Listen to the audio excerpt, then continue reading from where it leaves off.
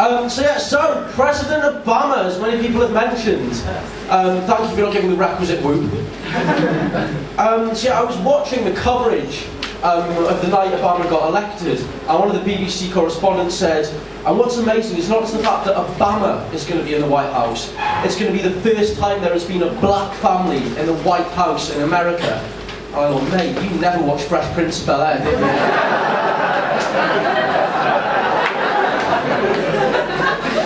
Because that's what Gordon Brownie has been reduced to, isn't it? He's Jeffrey. Just making sweet asides, Mr. Obama. Maybe a little juggling. You Michelle? And the other thing that I was fascinated by later this week, Obama was getting briefed by the Secret Service and the CIA on all the sort of stuff that you get to find out when you become president. Now, I don't know about you guys, I'd be so fucking excited in that briefing. Do aliens exist? No. Does Bigfoot exist? No. Does the Loch Ness Monster exist? No. Is Tom Cruise gay? Yes. Well, I never. And I was so fucking jealous of the Americans because there was no one in this country who could possibly make us go outside and cheer and whoop and hug strangers and kiss other strangers. There is no one in this country who could galvanise like this, and it's never going to happen in this country because the football team is not good enough. Who could we elect? Who could we elect that would make this happen in this country? We could kill Michael Winner. That would go down well. But seriously, if you reanimated the bodies of Winston Churchill and John Lennon and made them leaders of the country on the one-issue policy of bringing Stella down to £1 a pint, you still wouldn't get people out in the streets. You still wouldn't. So I must apologise this evening for coming dressed as Gandalf's roadie.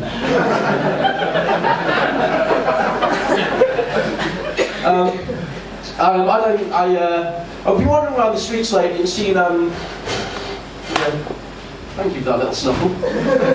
It's nice to know that people are still enjoying it. I was wandering around and I've been looking at loads of graffiti that's on the walls, and I've kind of developed this theory of graffiti. And the theory is the graffiti we see on our walls reflects the mood that society's in. So in the 80s, everyone was really angry, and graffiti would say stuff like, "Fuck the police." Whereas now, I think we live in a rather apathetic age. And the graffiti on my local bus stop proves this, because it's just 2 words. It just says, "Oh well." Oh, lambs. The best graffiti I ever saw was, it was in a pub toilet in Oxford, the most erudite of cities. But all this graffiti said was, "Most Vikings are gay." And what I like about that is the specificity. Most. It suggests they've done some basic market research. Excuse me, Thor. Do you like wearing tight leather hot pants and listening to the music of Kylie Minogue? You don't. Well, that certainly bucks the trend. I was waiting to go there next week and see more graffiti saying stuff like, "Some Eskimos are lessers." But of course, no Eskimos are lessers because cunnilingus is impossible at Arctic temperatures.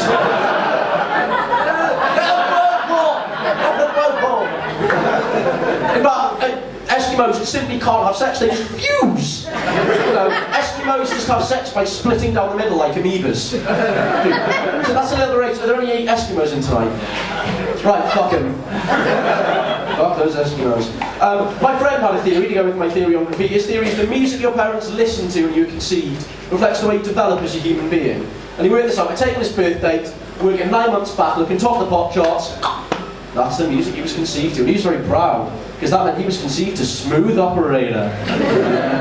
So I, wanted to find out a bit about myself, did the same calculations, 9 months back, top of the pop charts, I was conceived to Ernie, the fastest milkman in the West. Hey! On for the lovers. But it's got a good rhythm to it that increases as it goes on, so my mum had a lot of fun. Could have been worse. By the same calculations, my brother was born to Grandma We Love You. But I got a very weird relationship with my parents. Actually, it's a question for the lads as well. I have a beautiful selection of lads up until here. No, up until here, don't worry. Don't worry. No, obviously, the women were forming like a buffer zone, like in Eastern Europe during the Cold War. Which I'm sorry, so it makes you Russia. Really sorry. Yeah, no, right. Okay. Gentlemen in this section, so as not to offend anyone here. Yeah, on Valentine's Day, when you were young, like 4, 5, 6 years old, did you ever get a card from your mother? No. No? Yes! I used to get a little bit of chocolate in my lunchbox.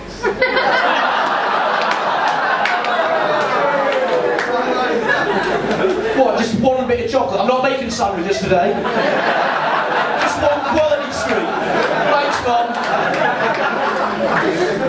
Because I used to get cards on Valentine's Day from my mum, and it used to trouble me when I was young, because I used to get this card from my mum, and I used to think, shit.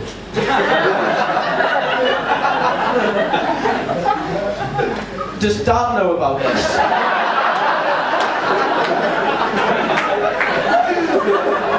And I used to think, fuck, how am I going to break it to Mum?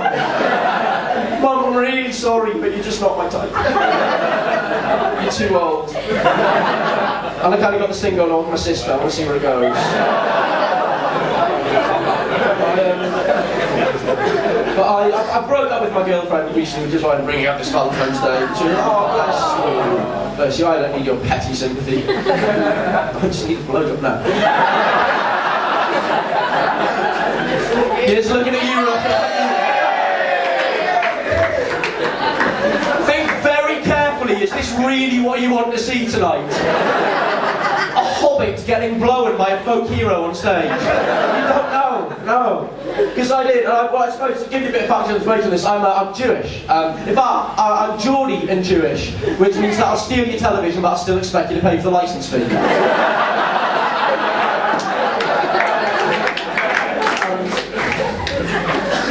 And yeah, and Jews and Arabs, not the best as the friends. And I tried to bridge this gap by dating a Palestinian girl last year. And it didn't go well, as I said, we broke up. And it might have been because of ideological differences. Or it might have been because I kept calling her pussy the occupied territories. Then there was what we referred to as the bikini waxing incident. She said she was going out to get a Brazilian, whereas I said a Gaza Strip would be more appropriate.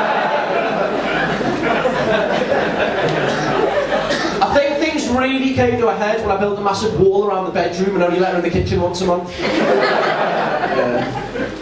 You'll be able to, as a Jew, I don't do Holocaust jokes because I think there are funnier genocides.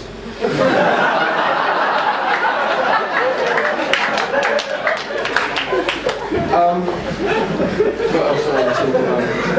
But yeah, I'm quite morose. My brother took me to play golf recently, bless him, back home. And so on this golf course, when it rains, magic mushrooms grow next to one of the holes. Awesome, I can see the young lady with dreadlocks going, oh, where, tell me. I have my mushroom basket. That's a perfectly sensible receptacle for a hallucinogenic mushroom. But they're in plastic, and I don't know why I'm giving you tips on how to care for your magic mushrooms. So yeah, magic mushrooms grow next to one of the holes on the golf course, and you wouldn't tell me where the bastard. So I had to do a bit of detective work to work it out. I think I've sussed it, because what I did is I stole his scorecard. And looking at it, after a neat and tidy line of pars and birdies, on the 8th hole, he scored 794. Just to confirm it on the rest of the card, he's written, I am a fish! My grandfather gave some excellent advice about magic mushrooms. He said, Ben, never take magic mushrooms and go kayaking. Because you'll be happily paddling along until you look down with horror to discover that you're now half man, half kayak.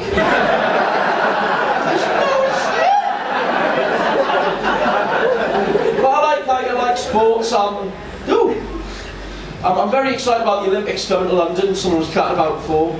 And the one thing I cannot wait for the London Olympics is the Paralympics, and this is genuinely true. It's going to be the first time when athletes with intellectual disabilities are going to be allowed to take part. And I cannot wait for the paranoid schizophrenic relay. Just one guy running round and round the track, every 100 metres passing the baton from one end to the other, thanking himself. And right, I'm going to go, but I'm going to leave you. Oh, bless you. I'm going to stay. Not going to say anything. I want to leave you with a question for you to ponder. Is it just me? Or is Brian Blessed the white Mr. T? Ladies and gentlemen, I'll be Ben Vanderbilt.